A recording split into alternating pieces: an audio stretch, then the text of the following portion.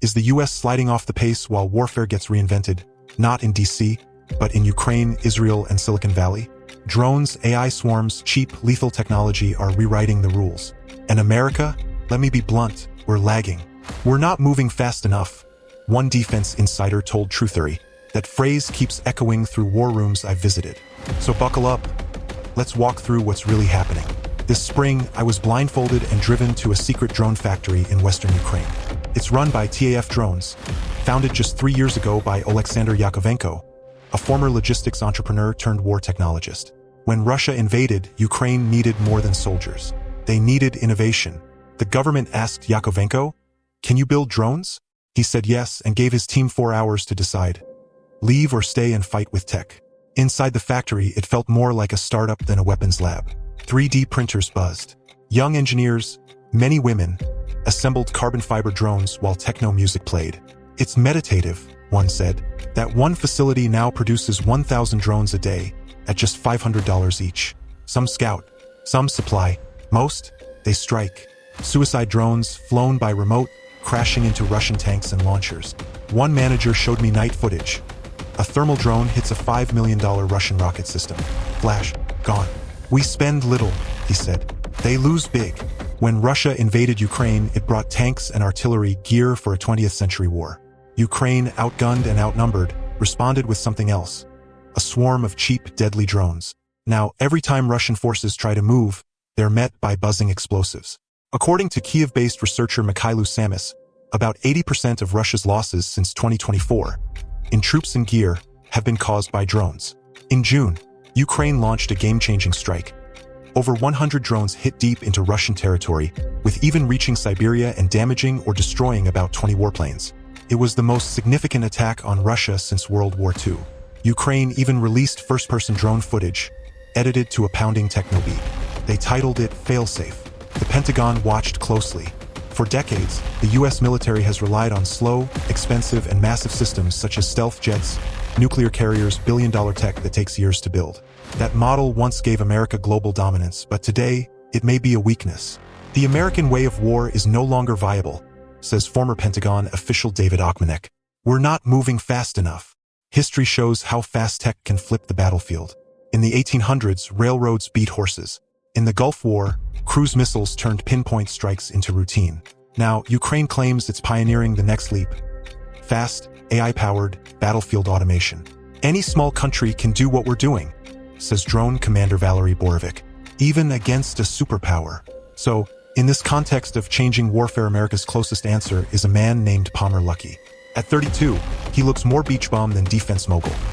Flip-flops, Hawaiian shirt, mullet, soul patch, and a bag of cookies in hand. But behind that laid-back image is a billion-dollar idea. Endural, a defense startup aiming to disrupt the Pentagon's old ways. He met me inside Endural's massive HQ, a repurposed LA Times building in Costa Mesa, now filled with drones, missiles, and AI-powered subs.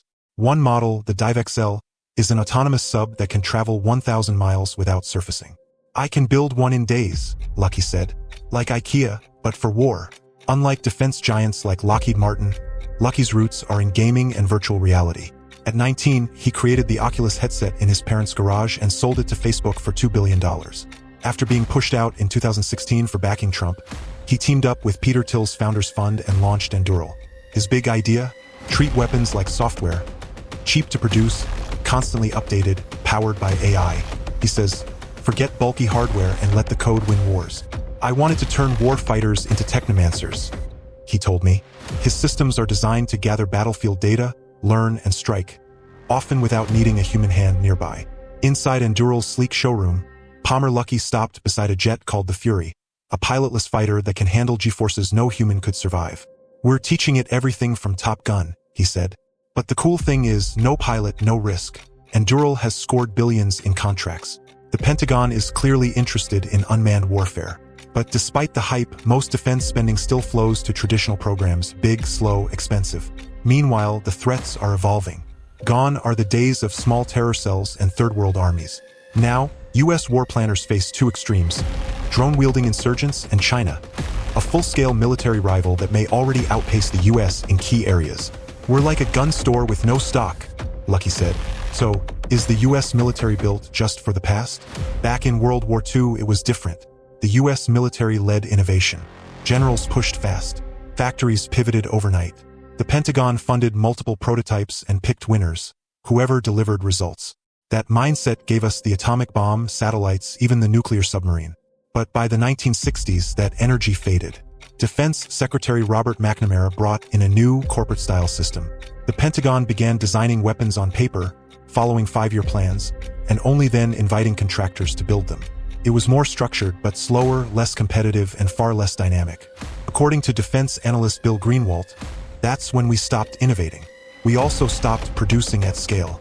During World War II, America armed itself and its allies. Shipyards built 6,000 ships, 150 aircraft carriers. Car companies made bombers and tanks. Ford's factories once churned out a B-24 bomber every hour. But when the Cold War ended, the industrial base collapsed. Demand vanished. Factories closed. Skilled workers left. Now, U.S. shipyards can barely finish one new submarine per year. In 1993, Defense Secretary Les Aspin gathered America's top defense CEOs for what became known as the Last Supper. The message: only a few of your companies will survive. Budgets were shrinking. The era of competition was over. Within years, 50-plus prime contractors became just 5. Today, the Pentagon is the only customer in town, and it's stuck in a system built for the last war. Our current approach favors complexity over speed. A single F-22 stealth jet? $350 million. One aircraft carrier? $13 billion and a decade to build. Tomahawk missile? $2 million apiece, and we can launch dozens in a night. Just last month, 2 F-18s rolled off a carrier deck into the Red Sea. $120 million loss to the ocean floor. This is the cost of a system built for scale, not flexibility. The question is, can America rebuild its defense machine before the next great war demands it? In 2024, the Pentagon hired a company to trace the U.S. weapons supply chain. The results? Shocking. Nearly 45,000 suppliers were based in China, including makers of semiconductors for nuclear subs, stealth bombers, and Patriot missiles. In a conflict, China could just cut us off. One defense official warned. Even helping allies is a struggle. When Russia invaded Ukraine, the U.S. rushed over 7,000 Javelin missiles, a third of the total stockpile. Rebuilding that inventory. 3 years. Stingers were even worse. They weren't in production, so factories had to rehire retired engineers in their 70s. Jake Sullivan, President Biden's national security advisor, called it what it is, a generational problem. America's weapons are powerful, but they're expensive and slow to build. When Trump launched strikes on Houthi rebels in the Red Sea, the U.S. military spent over $1 billion in a month just to fight rebels in skiffs and speedboats. MQ-9 drones were shot down, $30 million gone each time, and after hundreds of strikes, the Houthis are still around. On the other hand, in Kyiv, Ukraine's top spy, Kirilo Budanov, gathered reporters to show off a new weapon, a sleek, remote-controlled attack boat called the Magura V-7. His team had just used it to shoot down 2 Russian fighter jets over the Black Sea. At the war's start, Ukraine had no real navy. Russia blockaded Odessa, strangling exports and the economy. Ukraine responded with ingenuity, using aerial drones and strike boats to hit Russian warships and bases. Maguras, built by a new military intelligence unit, chased targets at sea. The Sea Baby, another model, hit bridges and harbors. By early 2024, Maguras had sunk 3 Russian ships. Russia's navy retreated. In March, they agreed to a Black Sea ceasefire. They had no choice, one Ukrainian officer said. It's about drone war on the ground.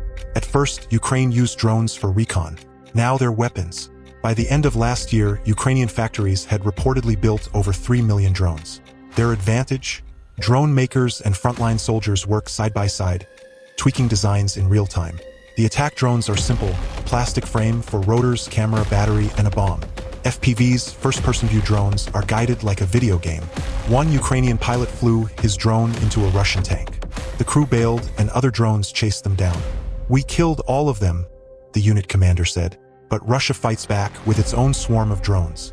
Iranian-made Shahids bombard cities and towns, often overwhelming air defenses. On the front lines, constant drone surveillance makes surprise attacks impossible. Trenches stretch for 700 miles. No man's land, called the Gray Zone, is a death trap. In desperation, Russian soldiers now race across on motorcycles trying to claim ground. Most don't survive. A Ukrainian analyst summed it up: the Russian mentality. There's nothing like it in the West. Yakovenko's biggest challenge is overcoming Russian jamming of drone control radio frequencies. The Russians are the champions of jamming, he said. His latest drones switch channels when jammed, but so do Russia's systems. It's a game of frequencies, he explained. Only about 30% of his drones make it through, but he's not concerned. Many kills, he said. Russian jamming is most effective near targets, so Yakovenko is now adding thermal sensors to guide drones in their final approach. They're not yet precise. You have to hit the tank in a special place like the gas tank, but improving fast. Last fall, Russia responded with drones tethered to long fiber optic cables, essentially flying weapons on strings. The cables are awkward and get caught on obstacles, but they're hard to jam and effective. To fuel innovation, Ukraine launched a point-based drone strike contest. 6 points for a soldier, 40 for a tank, 50 for a rocket battery. Points can be used to buy more drones. The system gives the government a vast strike video library for tactical learning. Despite the arms race, Yakovenko isn't worried about some sudden Russian breakthrough. It is a war of small steps, he said. His bigger concern is getting parts, especially thermal cameras, most of which are made in China, a Russian ally. A lot of people try to cheat you because you're under pressure, he added. A recent drone attack deep inside Russia showed Ukraine's evolving tactics. More than 100 drones were smuggled in as parts, assembled on site, and launched from as far as 2,500 miles away. They hit nuclear-capable bombers. Russia, caught off guard, had no time to deploy jammers. They were not prepared for that type of attack, said Borovic, whose company built the drones. Ukraine hasn't fully deployed autonomous drones yet, but it's close. Some of Borovic's drones used AI to identify targets trained on images from a Kiev aviation museum. When Palmer Luckey began tinkering in a camper, this kind of battlefield innovation was rare in the U.S. defense world. Silicon Valley had breakthroughs but avoided defense work, partly due to anti-war ideology, but mostly because Pentagon contracts took too long. Years of delay meant many firms couldn't afford to participate. Some military tech was obsolete before deployment. By the time the F-35 came out, some of the microprocessors it used were slower than an iPhone, one official said. In 2015, Defense Secretary Ash Carter launched the Defense Innovation Unit, Unit X, to bridge the gap. It targeted small tech companies, bypassed slow procurement rules, and delivered contracts in weeks instead of years. SpaceX and Palantir even sued the Pentagon, won, and opened the door for private firms to compete. After leaving Facebook, Luckey founded Endural. His team developed Lattice, an AI system that could track and identify targets using data from satellites, radars, signals, and more, guiding cheap weapons precisely. Border Protection was the first customer, using it to monitor the U.S.-Mexico border. But Luckey believed its real power was military. With Lattice, he claimed the military could target something like a Chinese destroyer anywhere in the Pacific. I can tell you which one it is and where to hit it. Endural would build the weapons first, then pitch them to the Pentagon, ready to tweak code as needed. Our cruise missile has 50% fewer parts, Luckey said. You can build it with 10 hand tools in a bag. In 2018, Luckey and co-founder Trey Stevens pitched their ideas to Christian Brose, advisor to Senator John McCain. Frustrated with the Pentagon's stagnation, Brose soon joined Endural. The U.S. system is broken, he said. We spend a ton, but if we don't change, we'll lose the wars of the future. Chief among those fears, war with China. At a war simulation hosted by the Center for Strategic and International Studies, a hypothetical China-Taiwan conflict began with a blockade. It escalated rapidly. Chinese and U.S. ships exchanged fire, and warplanes struck bases. China sank 3 U.S. aircraft carriers.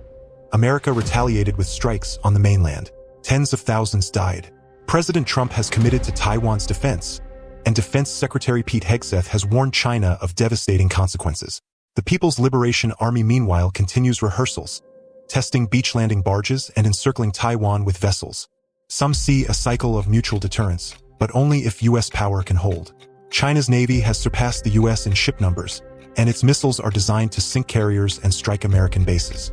The scale of the Chinese buildup is amazing, said former submarine commander Tom Shugart. There hasn't been anything like it since the Cold War. To respond, the Pentagon launched the Replicator Initiative, mass-producing drones for air and sea.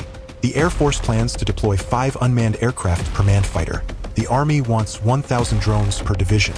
We are sending thousands of drones to Taiwan and the Pacific, said one former official. I want to turn the Taiwan Strait into an unmanned hellscape, Admiral Paparo said. But the goal is 2027, and commanders fear China may act sooner. If it does, there may be little time to respond. The U.S. military's vision for a future war over Taiwan mirrors Ukraine's drone strategy. Overwhelm a powerful adversary with cheap, autonomous weapons. But unlike Ukraine's narrow front, a Pacific conflict would stretch across millions of square miles, on land, sea, and underwater. And Durrell's Christian Bros calls it the kill chain. If China launches an invasion, U.S. satellites would track it, relay targeting data, and guide waves of drones and missiles. This has to happen fast, again and again, Bros said. But just like in Ukraine, both sides would jam each other's signals. And Durrell CEO Brian Schimpf said, "Everyone's trying to create confusion and survive it. That's why every Endural weapon is designed to operate autonomously, assuming all links to humans are cut. AI lets them keep fighting even when blind." In one scenario, satellites detect Chinese warships. U.S. forces launch 40 cruise missiles. China jams them mid-flight, but onboard AI takes over. Each missile chooses a target and coordinates with the others. I can say, "Go look for ships," and they'll find them. But this isn't simple. The Pacific offers no landmarks for navigation. China could flood the area with decoys. The missiles would need to think for themselves, and fast. While defense officials are excited by these capabilities, some insiders are skeptical the U.S. can use them effectively. The kill chain relies on seamless coordination between satellites, sensors, and branches of the military, each notoriously siloed. One former Senate staffer put it bluntly, "The Air Force won't work with the Navy, the Army won't work with the Air Force, and the NSA won't work with anyone. Even within branches, systems are incompatible. F-22 and F-18 pilots, for example, can't communicate directly. They'd have to wave to each other," said retired Air Force General Scott Stapp. The military's dream of Joint All-Domain Command and Control, JADC2, has been in the works for years but remains more aspiration than reality. "It's not a tech issue," Stapp said. "It's a cultural one. If war breaks out, speed will be everything. A satellite may detect a signal. NSA identifies it as a Chinese ship. Then NGA must take a picture, often through a bureaucratic request chain. By the time the image comes in, the ship would have moved. You need to make decisions in seconds, not minutes." While the Pentagon pushes for AI-guided weapons, some experts raise deeper concerns. Could these autonomous systems ever break free of control? From the Terminator to Mission Impossible, pop culture has long imagined rogue machines triggering disaster. Real-world experts echo the fear. Google DeepMind's Demis Hassabis has warned that bad actors could misuse AI for harm. Still, the U.S. military's focus seems less on control and more on function. A 2012 directive, still in force under Biden and Trump, allows AI-powered weapons as long as they pass tests and follow humanitarian law. The question is, where are these weapons being tested? One of the most active real-world labs for AI in war is Israel. When Hamas launched its brutal October 7th attack in 2023, reservists like Michael, a Tel Aviv tech entrepreneur, were pulled into the fight. Michael led a team of IDF targeters using AI-driven tools to identify enemy positions. "We called ourselves warriors of the keyboard," he said. Before the war, Israel had compiled long target lists, thousands of Hamas and Hezbollah sites. But those lists were quickly exhausted in the first days of bombing, which saw hundreds of strikes per day, far more intense than anything in Iraq or even Afghanistan. To keep up, the IDF turned to AI tools developed with Israel's tech sector, programs like Lavender and Gospel, which scanned massive datasets for militant patterns such as phone calls, drone videos, social networks. Even voices from millions of phone conversations were scanned and flagged if they matched known targets. Michael described how the AI would rank targets based on various factors, suggesting people or locations worth watching. But humans made the final call. His team would get 100 suggestions a day, only a handful made it through, and maybe one or two were approved for strikes. Yet under pressure, the process could be rushed. "Sometimes I couldn't do all the checks I should have," Michael admitted. Some targets were cleared in under a minute. The consequences were devastating. An estimated 60,000 Palestinians have been killed, prompting accusations of war crimes. Israeli officials claim roughly half the dead were militants. That's a higher kill ratio than past U.S. operations, like in Mosul or Manila. But critics warn that AI systems are opaque, black boxes. "How do we know these were valid targets?" asked an Israeli academic. And the answer is we don't. Some argue AI provided a convenient cover for a broader strategy, the destruction of Gaza. Others inside the IDF worry that AI is replacing human intelligence altogether. On October 7th, Israel's high-tech surveillance missed key signs. Many militants had simply left their phones at home or turned them off. The IDF had stopped cultivating human sources, relying too heavily on data. As Israel and companies like Enduro look ahead, questions remain. Can autonomous weapons truly deliver in war? Will they stay under human control? And even if they work, are we ready for what they make possible? Coming back to scrublands near Fort Stockton, Texas, two Anduril engineers were prepping a test launch. Their weapon, the Roadrunner, an interceptor drone built to crash into enemy jets, missiles, or drones. At $100,000 each, it's not cheap, but for the Pentagon, it's a steal. And if it misses, it flies back home to try again. Lands just like a spaceship, smiled engineer Jackson Wiggs. The Roadrunner launches straight from its packing crate. On cue, the crate unfolded, and the squat, penguin-like drone blasted skyward on twin turbojets. It climbed, leveled out, and raced over a ridge, buzzing past a target drone at a calculated distance. Then it banked, circled back, and landed softly beside its crate. It was perfect. While Enduril's test wrapped up in the desert, the race for battlefield advantage raged on elsewhere. In Ukraine, DIY warfare ruled, drones launched from catapults, enemy craft tangled in fishing nets. In Israel's latest war with Iran, lasers were used to fry drones mid-air. American firm Blue Halo is testing its own laser cannon, mounted on a truck. After a $100 million investment, each shot costs just $3. But like every tech before it, this too will be replaced. The battlefield evolves fast. Innovation doesn't pause, and the arms race has only just begun. So here's the big question. Can America get its act together before the next war hits? The tools are there, like drones, lasers, satellites, AI. But the war culture in the USA is still probably stuck in the Cold War. Truthory will keep asking the hard questions. And if you want to stay informed, stay awake, and stay ahead, hit that subscribe button. Also, share your thoughts. Is America really ready for the next war?